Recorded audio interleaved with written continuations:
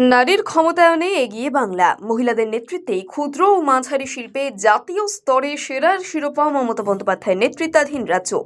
আন্তর্জাতিক নারী দিবসের ঠিক পরেই এই সুখবর সোশ্যাল মিডিয়ায় পোস্ট করলেন রাজ্যের মুখ্যমন্ত্রী। সোমবার এক্স হ্যান্ডেল পোস্টে তিনি কেন্দ্রের রিপোর্ট উল্লেখ করে লিখেছেন, জাতীয় সমীক্ষার বার্ষিক রিপোর্ট অনুযায়ী অসংগঠিত ক্ষেত্রে ক্ষুদ্র ও মাঝারি শিল্পে পশ্চিমবঙ্গ শীর্ষস্থান লাভ করেছে।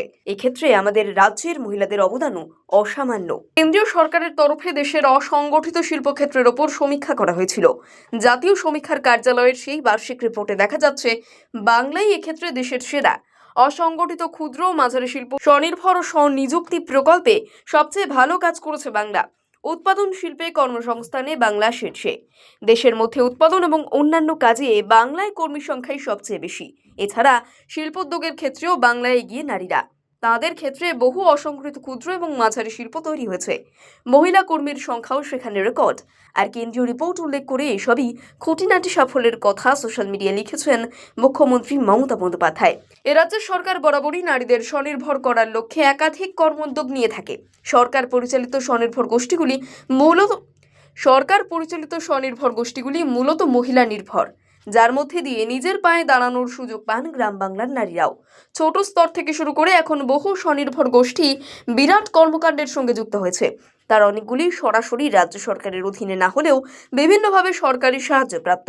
আর সেটাই নারীদের কর্মজগতের সঙ্গে যুক্ত হওয়ার মূল উৎসাহ, বিশেষত অসংগঠিত ক্ষুদ্র এবং মাঝারি শিল্পের ক্ষেত্রে। একজন মহিলা মুখ্যমন্ত্রীর শাসনাধীন রাজ্যে এই চিত্র নিঃসন্দেহে প্রশংসনীয়। কেন্দ্রের সমীক্ষাতেও তা স্বীকার করা হয়েছে। নারীর ক্ষমতায়নে এগিয়ে বাংলা। মহিলাদের নেতৃত্বেই ক্ষুদ্র ও মাঝারি শিল্পে জাতীয় স্তরে সেরার শিরোপা মমতা বন্দ্যোপাধ্যায়ের নেতৃত্বাধীন রাজ্য। আন্তর্জাতিক নারী দিবসের ঠিক পরেই এই সুখবর সোশ্যাল মিডিয়ায় পোস্ট করলেন রাজ্যের মুখ্যমন্ত্রী। সোমবার এক্স হ্যান্ডেল পোস্টে তিনি কেন্দ্রের রিপোর্ট উল্লেখ করে লিখেছেন, জাতীয় সমীক্ষার বার্ষিক রিপোর্ট অনুযায়ী অসংগঠিত ক্ষেত্রে ক্ষুদ্র ও মাঝারি শিল্পে পশ্চিমবঙ্গ শীর্ষস্থান লাভ করেছে।